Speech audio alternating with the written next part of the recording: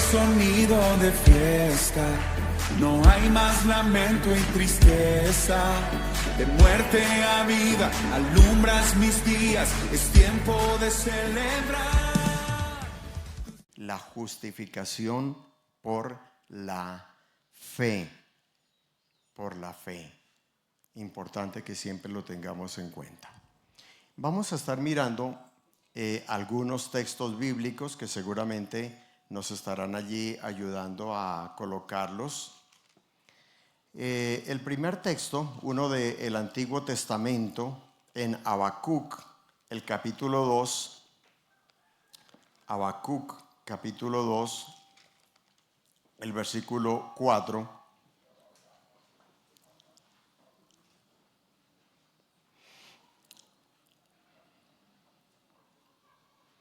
Desde el versículo 2 siempre me gusta tener el contexto, si tiene un eco. ¿Listo? Ese está, bueno, con eco pero más grueso. Más grave. Ok, desde el versículo 2, como dije, siempre me gusta leer el contexto para no sacar el texto de su contexto, ¿no?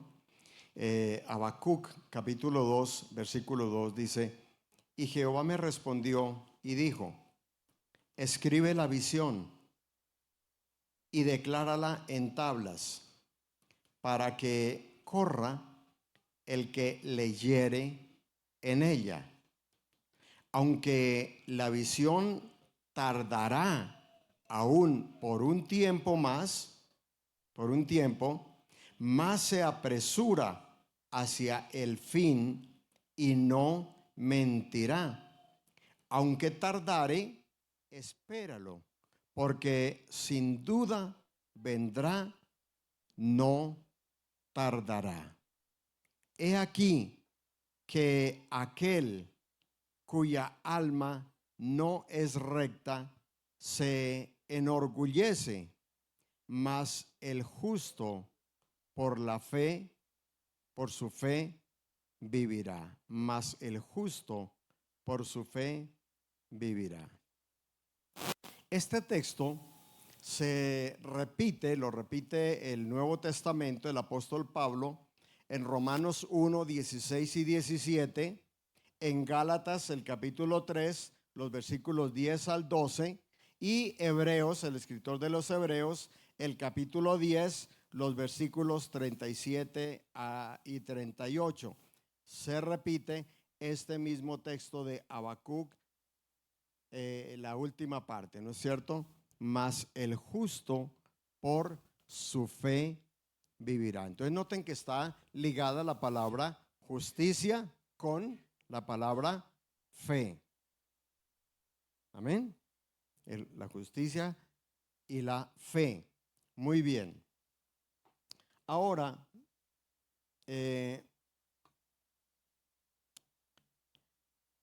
recordemos, los que no lo sepan o los que lo han sabido antes, que este texto, el de Romanos 1, 16, 17, este texto fue el texto clave que dio origen a la Reforma Protestante. No sé si sabían eso. Este fue el texto que dio origen a la Reforma con Lutero. Recuerden que Lutero era un sacerdote católico en la Iglesia Católica, pero la Iglesia había suprimido la lectura de la palabra de Dios. Y al suprimir la lectura de la palabra de Dios, pues habían suprimido las grandes doctrinas del Evangelio. Juntamente con la prohibición de la lectura de la palabra. Recuerden que antes de Martín Lutero hubo otro prerreformador, hubo varios prerreformadores, pero dentro de ellos recordamos, por ejemplo, a Juan Hus. Ustedes pueden anotar allá y averiguar, mirar en la historia. Y él, siendo también un sacerdote, encontró una Biblia y comenzó a leerla y de inquieto, preocupado por las cosas que enseñaba la iglesia tradicional frente a lo que decía la palabra de Dios.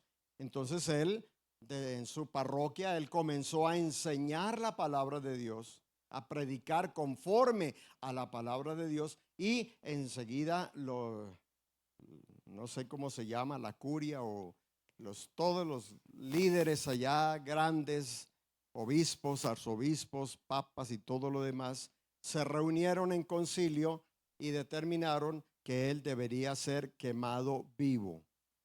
Juan Hus, por eso les digo, lean allá y averigüen la historia de él. Él fue quemado vivo por la iglesia romana, la iglesia católica, por predicar conforme a la palabra de Dios. Entonces, pues eso hacía que nadie se atreviera a leer la palabra de Dios y menos a predicar la palabra de Dios. Pero Martín Lutero estaba ya también leyendo la Biblia y encontró ese texto de Romanos. Lo conocen, ¿no es cierto? Porque no me avergüenzo del evangelio, porque es poder de Dios para salvación. ¿Qué más dice? Entonces dice allá, porque no me avergüenzo del evangelio, porque es poder de Dios para salvación a todo aquel. Noten eso. Eso va allí en contra de otra teología que apareció más adelante, de que Dios hace acepción de personas. No, aquí es el hombre el que determina si cree o no cree. Esa es la manera como nosotros enseñamos. Y aquí es claro cuando el apóstol nos está recordando esta palabra, porque el evangelio es poder de Dios. ¿Para qué? Para salvación. El evangelio es poder de Dios para salvación. ¿A quiénes? ¿A algunos? No. ¿Qué dice? Para todo aquel que cree, al judío primeramente y también al griego, porque en el evangelio la justicia de Dios se revela por fe. Noten que siempre justicia y fe están ligados. Y para fe, como está escrito, y ahí entonces viene la cita de Habacuc, capítulo 2, versículo 4. No se les olvide. Habacuc, capítulo 2, versículo 4 es la primera referencia donde dice, mas el justo por su fe, por la fe vivirá. El justo por la fe vivirá. Entonces, ya mencionamos que la iglesia romana había descuidado y anulado esta doctrina y este principio espiritual y lo había reemplazado por la tradición, los rituales, los sacramentos, las obras humanas, la venta de la salvación, ¿de acuerdan? A través de la venta de misas, la venta de responsos, la venta de indulgencias y la venta de muchas otras cosas, de pedazos que decían de madera, que eran de la cruz, y todo era vendido porque se estaba construyendo la basílica de San Pedro en Roma y estaban endeudados con los arquitectos y con los decoradores como Miguel Ángel, que fue el que decoró la Capilla Sixtina, y estaban endeudados con ellos, cobraban bien carito y no sabían cómo pagarles. Entonces De alguna manera había que sacar dinero.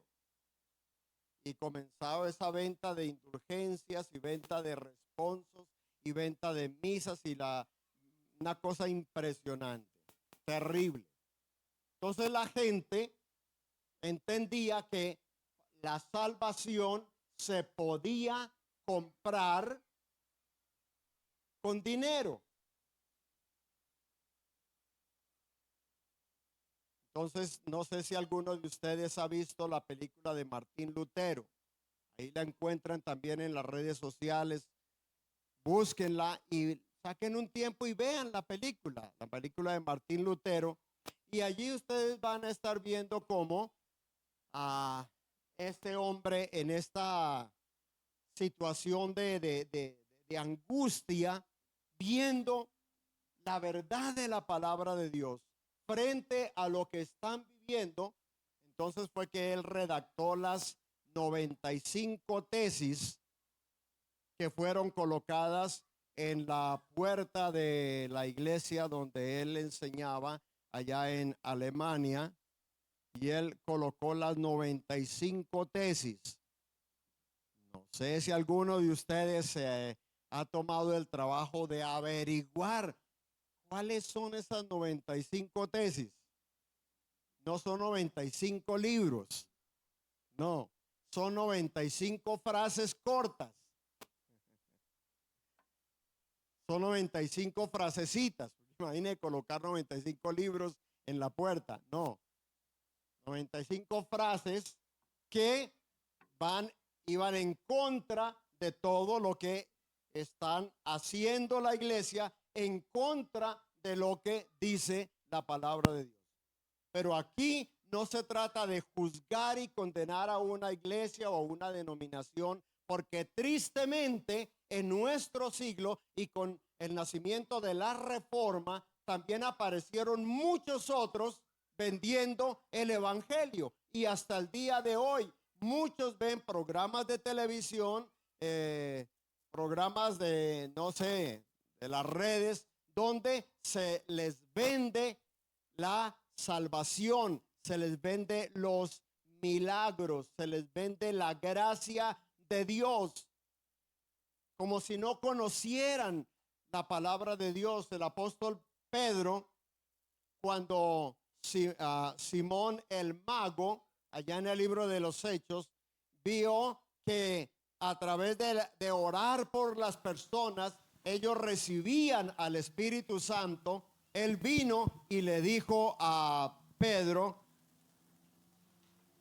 yo quiero también ese poder para que sobre quien yo ponga las manos reciba el Espíritu Santo. ¿Cuánto hay que pagar? ¿Cuánto vale? Y Pedro le dijo: tu dinero perezca contigo, porque has pensado que el regalo de Dios, el don de Dios, se obtiene con dinero. Arrepiéntete pues de esta tu maldad. ¿Tu qué? Tu maldad, por si al caso te sea concedido el perdón. Porque en hiel de amargura veo que estás. Tremendo. Y el apóstol Pedro, más adelante, su segunda carta, el capítulo 2, dice: cuidado, iglesia, porque muchos, así como en el Antiguo Testamento hubo falsos profetas, también entre vosotros se levantarán falsos maestros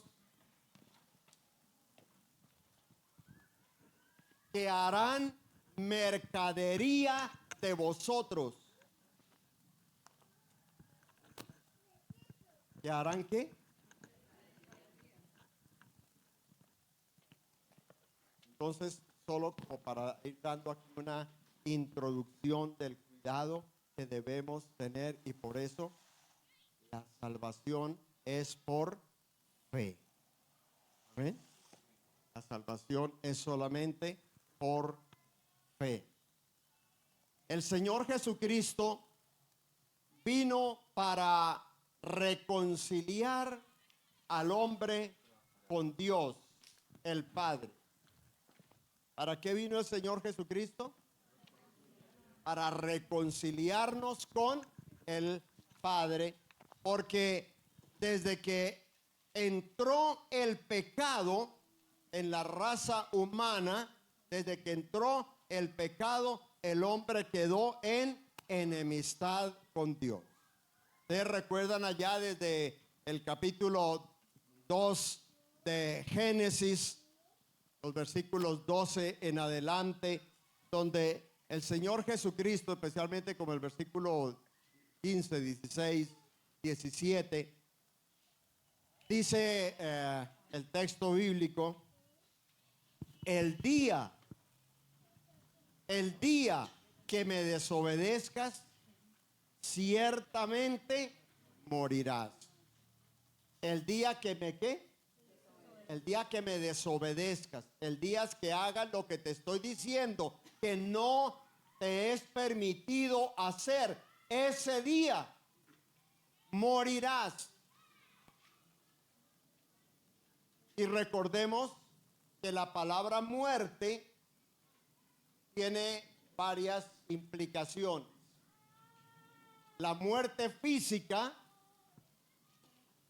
es cuando una persona, decimos, murió porque su cuerpo, esta casa, se separó de su alma y de su espíritu.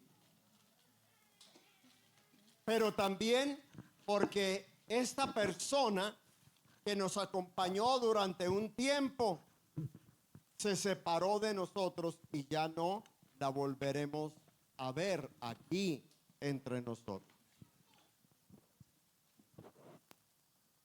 Entonces es la muerte física.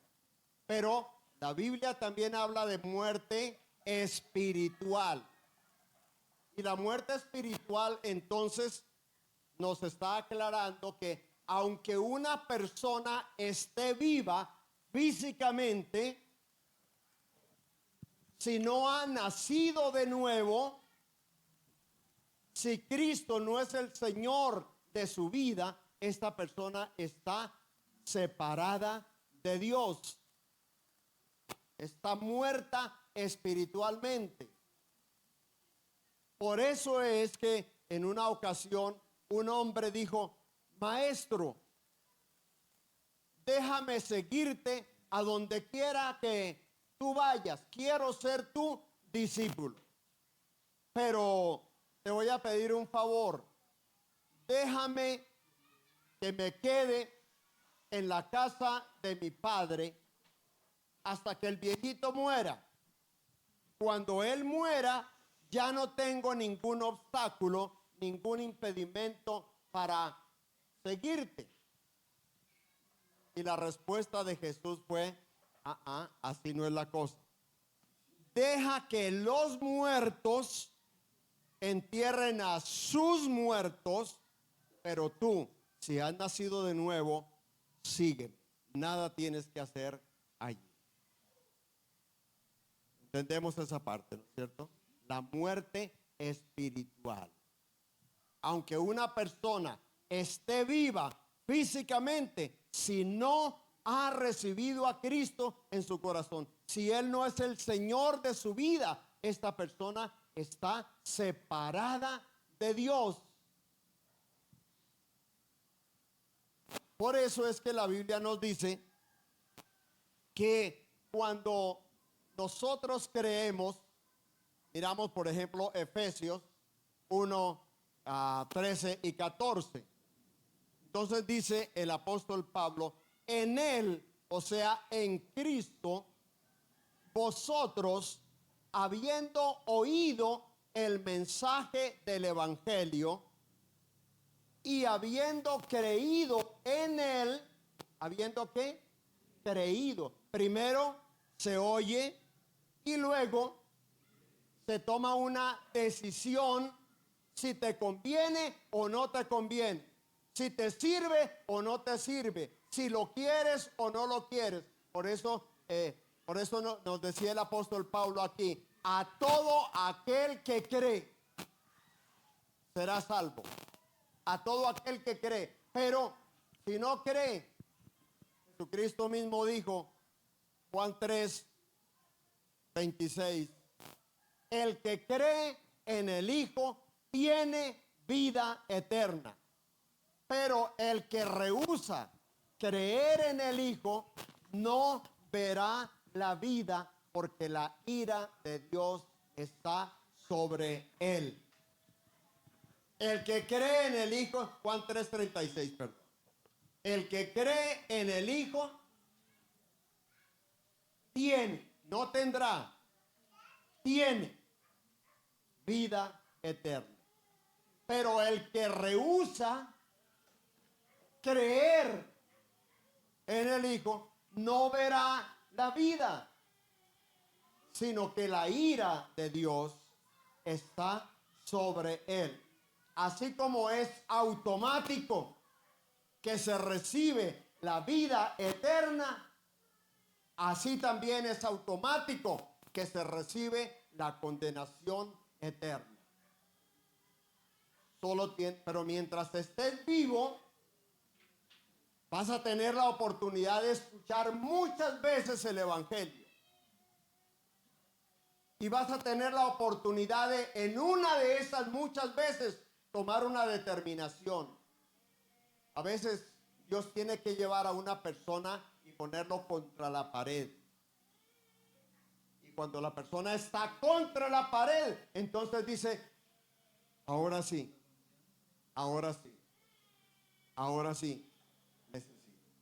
Algunas personas son tan necias que dicen, no, déjeme que viva mi vida y en el último momento yo me voy a arrepentir. Y ustedes son testigos de cuántos accidentes han sucedido donde la persona no tiene tiempo para decidir y se perdió. Dios ayude. Ese es el clamor de nosotros por nuestros hijos, por nuestra familia, por aquellos que son tercos, obstinados y no quieren decidirse por Cristo. Sufrimos por ellos, clamamos por ellos, por muchos que habiendo conocido el Evangelio apostataron de la fe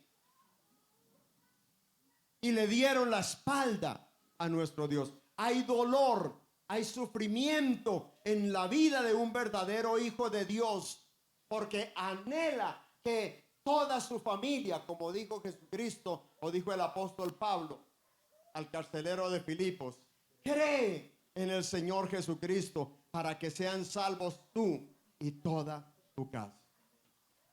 Ahora, no es que automáticamente una persona cree y automáticamente su familia ya es salvo. No, lo que pasa es que cuando una persona cree, nace de nuevo, se convierte en un testigo, en un testimonio vivo en su familia, para que no tengan excusa, para que vean que sí hay poder de Dios. Por eso necesitamos vivir delante de Dios en santidad, siendo consecuentes con la verdad del Evangelio. Amén. Amén. Y la tercera implicación de la palabra muerte es la muerte eterna. La primera implicación de la palabra muerte es la muerte física. La segunda implicación de la palabra muerte es la muerte espiritual. Entonces, retomo aquí. Les mencionaba el texto de allí de Efesios 1, 13 y 14. Dice, en él también vosotros, habiendo oído el mensaje de vuestra salvación y habiendo creído en él, fuisteis sellados con el Espíritu Santo de la promesa, que es las arras de nuestra herencia, hasta la posesión de la redención adquirida para alabanza de la gloria de su nombre. Entonces, en el momento que una persona toma la determinación de ponerse del lado de Dios y querer ser un seguidor de Jesucristo, un discípulo de Jesucristo. Nosotros usamos mucho la palabra cristiano. Pero recuerden que cristiano es cualquier cosa. Por ahí a veces escucha uno empanadas cristianas, masato cristiano, mascotas cristianas. Eso no tiene absolutamente nada que ver. Jesucristo no vino a ser cristiano, vino a ser discípulos, seguidores de Él. Por sí que la palabra cristiano solo aparece 3 veces en el Nuevo Testamento. Y no en la connotación como nosotros la vemos. Entonces, cualquier persona es cristiano, y la iglesia romana nos había enseñado, cuando uno iba a predicar el evangelio a alguna persona, y de pronto uno por imprudente preguntaba: ¿tú ya eres cristiano? Y la persona con asombro decía: ¿y es que soy un perro, soy un caballo, un animal o qué? Porque nos habían enseñado que el hecho de ser humano era sinónimo de ser cristiano. Entonces, por eso digo, cristiano es cualquier cosa. Cuidado, no se conforme con ser un cristiano del montón. Marque la diferencia, salga del montón y sea un discípulo, un seguidor de Jesucristo. ¿Me hago entender? No se conforme con ser un cristiano del montón. Salga del montón y marque la diferencia, viviendo como Cristo. Viviendo como Cristo. No se conforme.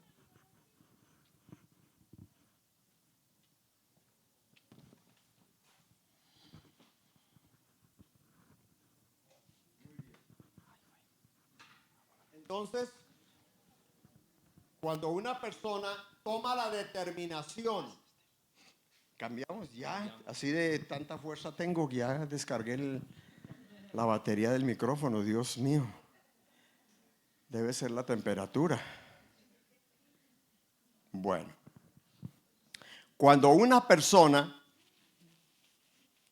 toma la determinación de recibir a Jesucristo como el Señor de su vida, lo primero que sucede es que el Espíritu de Dios viene y toca mi espíritu, el espíritu del hombre que estaba muerto.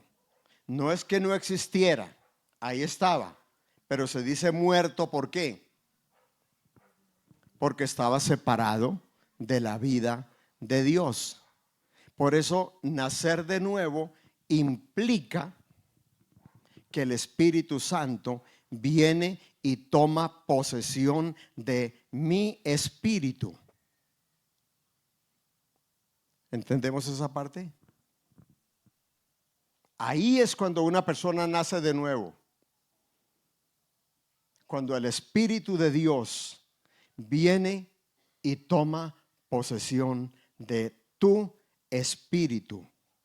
Entonces ya Pablo nos dice: ¿o no sabéis que sois templo del Espíritu Santo de Dios y que no sois vuestros? Glorificad pues al Señor vuestro Dios en vuestro cuerpo y en vuestro espíritu, los cuales son de Dios. Por eso una persona que nace de nuevo ya no puede vivir así, su vida como la venía manejando. No puede. Y si vino y hizo una oración de entrega y asiste a la iglesia y da buenas ofrendas,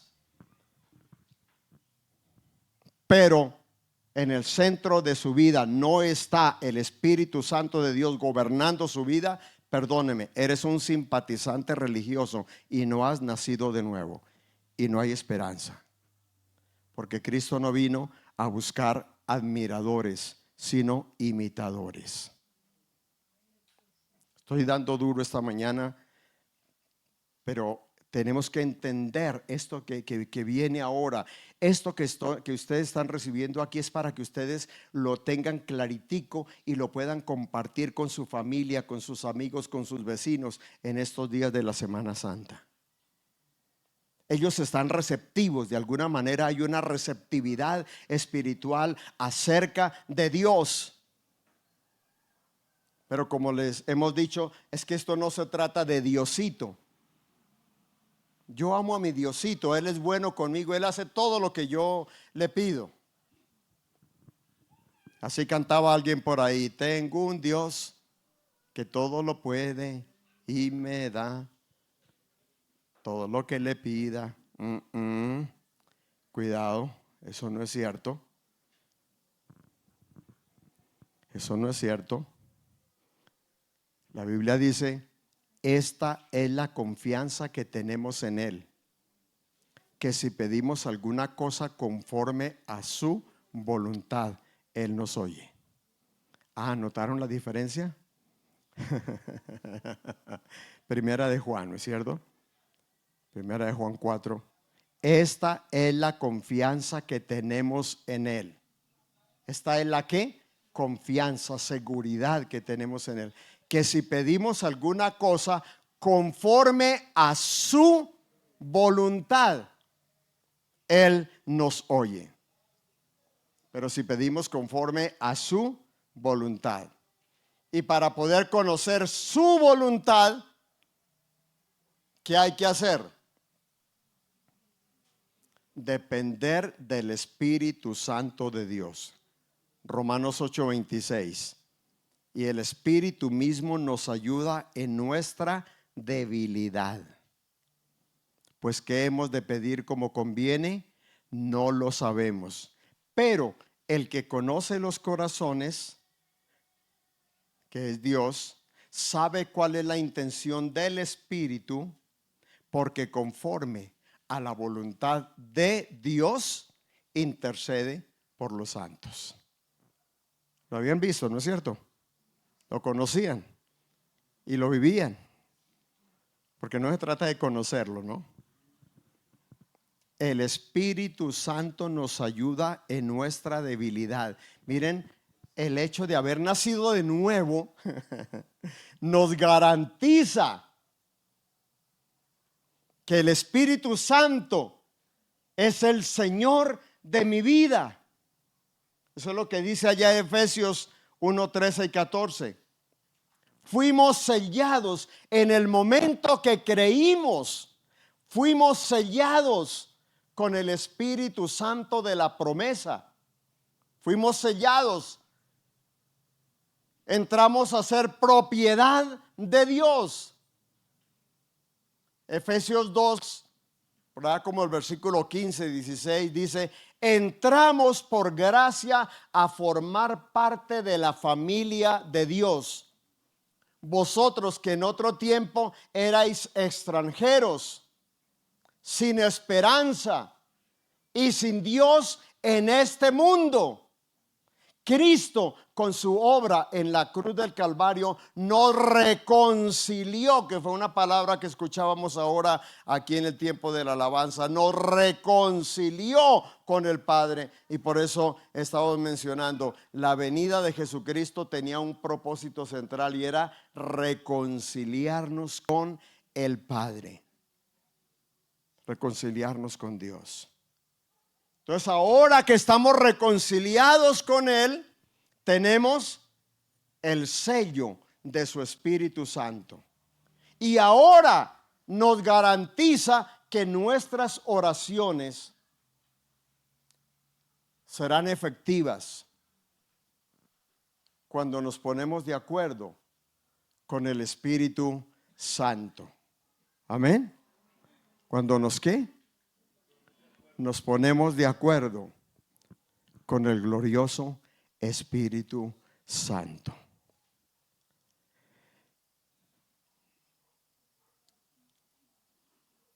Allá en Romanos 5:19, para complementar aquí este punto que he venido tocando, dice: porque así como por la desobediencia de un hombre,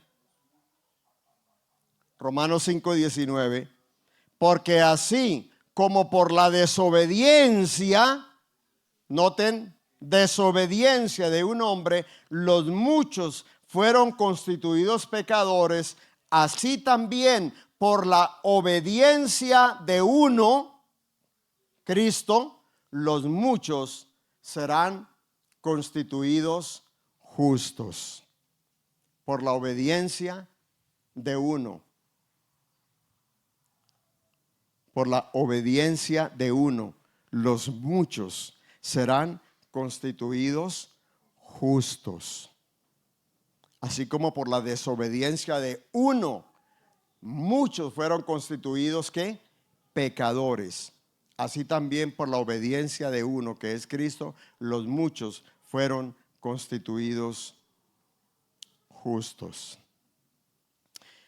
Dentro del tema de las grandes palabras del Evangelio, solo para mencionarlas, aunque seguramente ya ustedes las conocen, pero para mencionarlas aquí, algunas de las grandes palabras del Evangelio: pecado, gracia, propiciación, sustitución, imputación, arrepentimiento, regeneración, justificación, redención, reconciliación, santificación, resurrección. Son lo que conocemos como las grandes palabras de ¿qué? Del Evangelio. Pero comienza con el pecado. El libro de Romanos es uno de los epístolas, ustedes lo han escuchado, más teológica, un libro muy teológico, muy profundo en sus doctrinas, en sus enseñanzas. Entonces quiero mencionar solamente 3 cositas aquí. El capítulo 1 de Romanos, el capítulo 1, tiene un tema y es la realidad y la gravedad del pecado. Entonces ustedes recuerdan que allí él está diciendo desde los versículos 14, 15 en adelante, hablando acerca de cómo Dios se reveló al mundo entero a través de su creación, de modo que no tienen excusa. Cierra esa parte. De modo que ninguno tiene excusa. En el capítulo 1, versículo 18, al capítulo 3, versículo 20, para que lo tengan en cuenta, el apóstol está hablando de cómo todo el mundo es culpable delante de Dios. Todo el mundo. Por eso textos como Romanos 3:23, ¿se acuerdan? Por cuanto todos pecaron, están destituidos de la gloria de Dios. Romanos 3:10, como está escrito, está citando aquí el Salmo 14:15, dice, como está escrito, no hay justo ni aún uno, no hay quien entienda, no hay quien busque a Dios. Todos se desviaron, a una se hicieron inútiles. No hay quien haga lo bueno, no hay ni siquiera uno. Sepulcro abierto es su garganta, veneno de áspides hay debajo de su lengua. No hay justo, ni aún uno.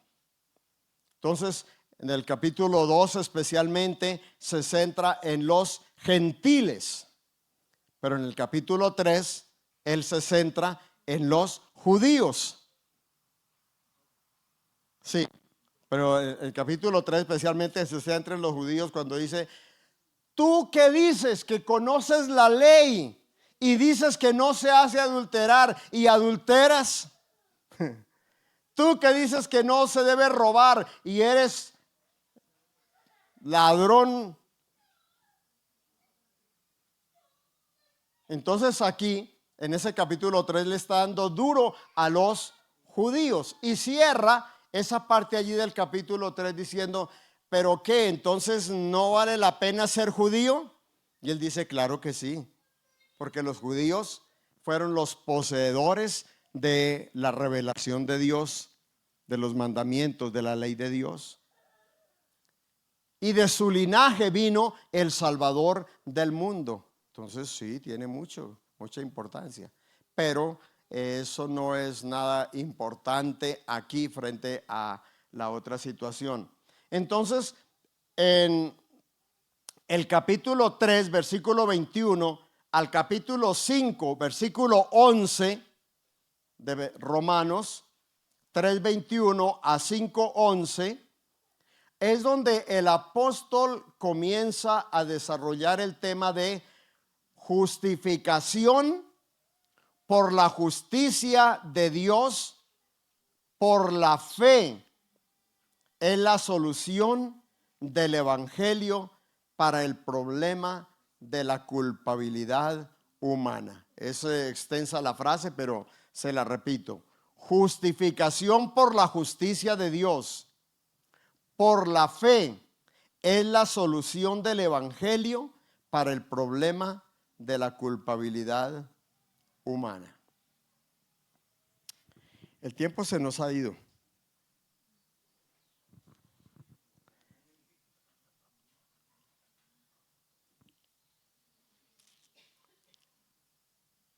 ¿Podríamos continuar? Sí, continuamos unos minuticos. Entonces, aquí importante que entendamos varias cosas. Primero, ¿qué es el pecado? Y entendamos también qué es la fe. Así brevemente.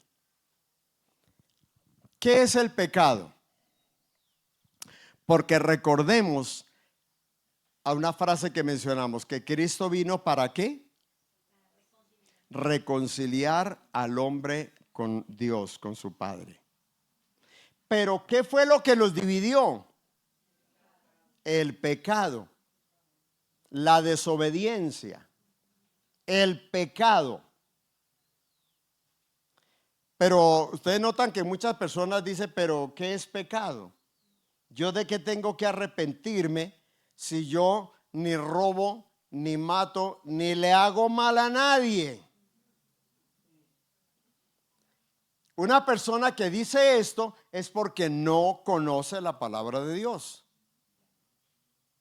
Porque, como les enseñaba la vez anterior, ¿se acuerdan? La palabra de Dios está representada en el tabernáculo en un mueble. ¿Alguien lo recuerda? No todos al tiempo.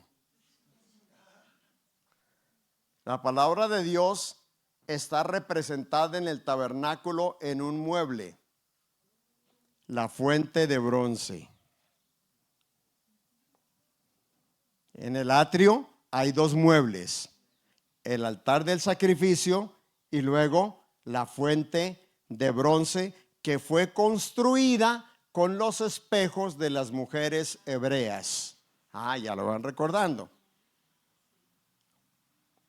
Entonces, esa fuente tenía dos características bien importantes. Una, que era un espejo, era espejo. Entonces, cuando el sacerdote se va acercando a la fuente, ¿qué es lo primero que él ve? Su propia imagen, se ve a sí mismo. ¿Ve? Por eso nos habla de la palabra de Dios.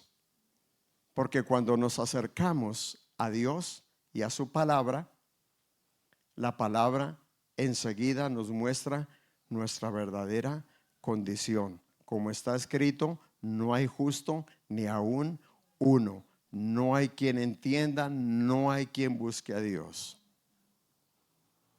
Entonces les daba en una ocasión una definición de qué es pecado. Una definición macro. ¿Qué es pecado? Es todo aquello que hacemos o dejamos de hacer. Porque la Biblia dice que el que sabe hacer lo bueno y no lo hace, es pecado. Entonces, pecado es todo aquello que hacemos o dejamos de hacer, pero en esas cosas que hacemos o dejamos de hacer, estamos ofendiendo a Dios pecando contra Dios, ofendiendo a nuestro prójimo, ofendiéndonos a nosotros mismos y haciéndole daño a la naturaleza o a la creación de Dios.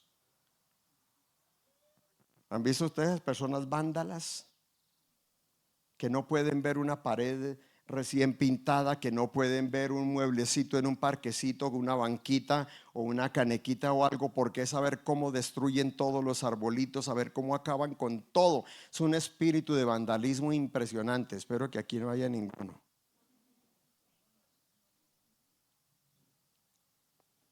Entonces, pecado es todo aquello que hacemos o dejamos de hacer. Y con esas cosas que hacemos o dejamos de hacer, estamos pecando contra Dios, pecando contra nuestro prójimo y pecando contra nosotros mismos. Entonces, si alguien recuerda el decálogo,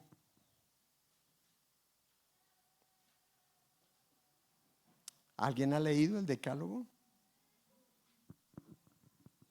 ¿No? Los 10 mandamientos que están allá en Éxodo 20 y en Deuteronomio 5. Eso se llama decálogo porque son 10 mandamientos. Deca, 10, logos, ley. ¿Ve? Y recuerdan ustedes que los primeros 4 mandamientos están centrados en Dios. No tendrás dioses ajenos delante de mí. Segundo, no te harás imagen ni ninguna semejanza. La idolatría. Tercero, no tomarás el nombre del Señor tu Dios en vano. Y ustedes notan que en todo lado y nosotros mismos para cualquier cosa ponemos a Dios sin ningún sentido, sin ningún propósito. Eso es pecado. Y el cuarto, guardarás el día de reposo para santificar el nombre de Dios. Luego ya los otros mandamientos entran acerca de pecados contra nuestra familia. Honra a tu padre y a tu madre. No matarás, no fornicarás, no codiciarás. Entonces, luego en Deuteronomio el capítulo 6 resume la ley. En Deuteronomio 5 se repite el decálogo, pero en el capítulo 6 la condensa. Y entonces dice, este es el primer y gran mandamiento.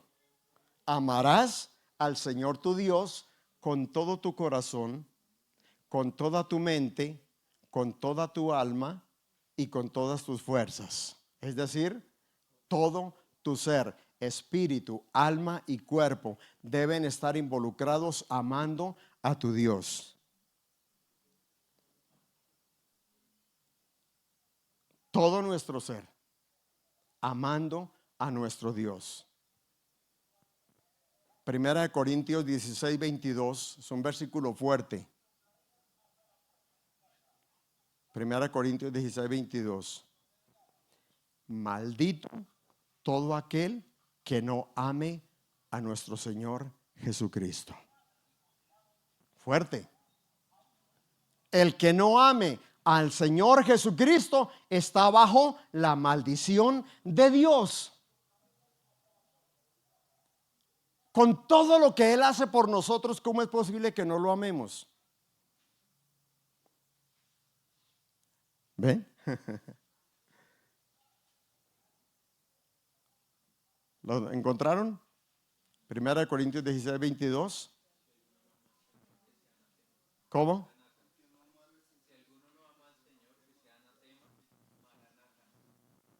Ok.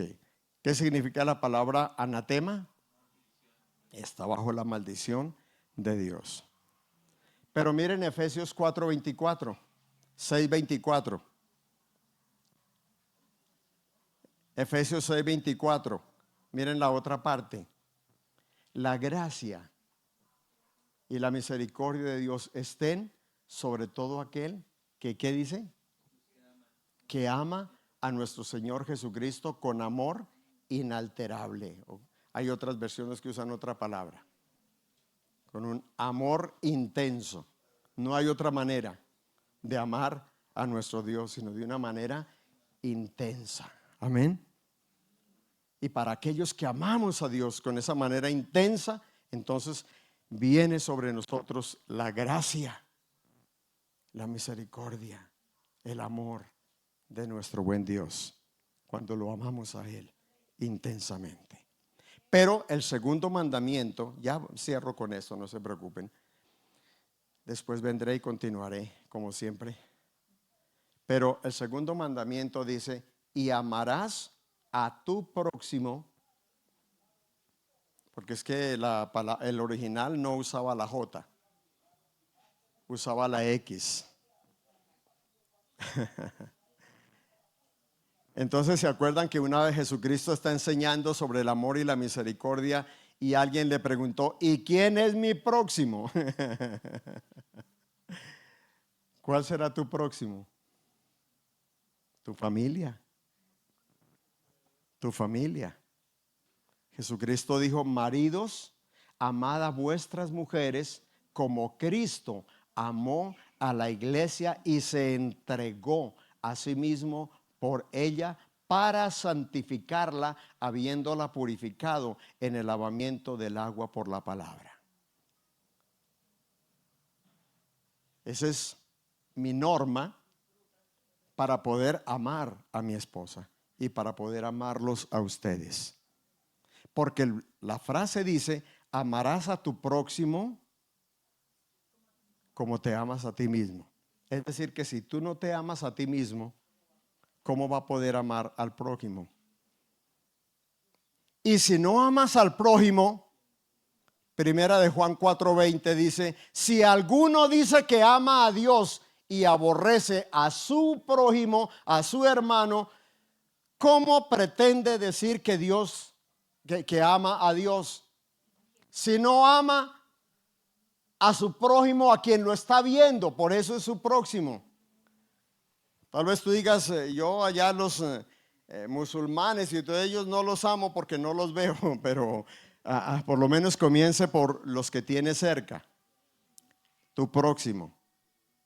Amén. Amarás a tu próximo como te amas a ti mismo. Noten ustedes que es el termómetro. ¿El qué dije? El termómetro para medir si una persona ha nacido de nuevo o no. ¿Sabían eso, no? Primera de Juan, el capítulo 3, los versículos 14, 15 en adelante, nos dice: en esto, Primera de Juan 3, 16. Juan 3, 16 lo conocen de memoria, ¿cierto? Porque de tal manera amó Dios al mundo que ha dado a su Hijo unigénito para que todo aquel que en él cree no se pierda, mas tenga vida eterna. Pero Primera de Juan 3:16, no se les olvide, Primera de Juan 3:16: en esto hemos conocido el amor, en que Él puso su vida por nosotros. Ahí es igual a Juan 3:16, pero la otra frase: así también nosotros debemos poner nuestra vida por nuestros hermanos. En esto sabemos que hemos pasado de muerte a vida, en que amamos a nuestros hermanos. ¿Notan? Es un termómetro. En esto. No en que asistes a mucho culto, no en que sabes mucha Biblia, no en que eres buen predicador, no en que das buenas ofrendas, no. En esto sabemos que hemos pasado de muerte a vida, que hemos nacido de nuevo, en que amamos a nuestros hermanos. Pero el que tiene bienes de este mundo, ahí está, y ve a su hermano pasar necesidad y cierra contra él su corazón, ¿cómo puede decir que el amor de Dios mora en esa persona? Imposible. Dios dice, no. Puede ser un buen evangélico, un buen cristiano, pero no discípulo de Jesucristo. Por eso les dije, no se conformen, salgan del montón y sean seguidores de Jesucristo, discípulos de Jesucristo. Amén. Y Jesucristo dijo, Juan 13:35, en esto conocerán todos que sois mis discípulos, si tuviereis amor los unos para con los otros. En esto, en una charla anterior les decía, la iglesia, somos iglesia de una sola cosa. Amén. No de ambivalencias. Dejamos hasta allí por esta mañana. Espero que el Señor nos haya hablado, nos haya recordado algunas cositas y que vayamos con esa disposición. Primero, de amar a nuestro Señor Jesucristo por todo lo que Él hizo ya por nosotros. Amén. Padre precioso, póngase de pie, levante sus manos, desarrúguese un poquito allá y dígale, Señor, gracias por esta palabra, gracias por este tiempo. Gracias por hablarnos, por recordarnos, por enseñarnos. Gracias por hoy recordarnos el Evangelio. Gracias por exhortarnos para que no nos quedemos en la tibieza, en la religiosidad, en la mediocridad espiritual, sino para que seamos íntegros. Que no seamos admiradores, sino imitadores tuyos. Bendigo la iglesia en esta hora, en este día. Y una vez más nos unimos como iglesia para bendecir a Pastor Fernando, a su esposita, a las niñas que salieron para estar allí acompañándolo. Y oramos por toda la familia de Pastor Fernando, que ellos estén listos y estén preparados para lo que tú tengas preparado en tu perfecta y soberana voluntad. Es lo más importante.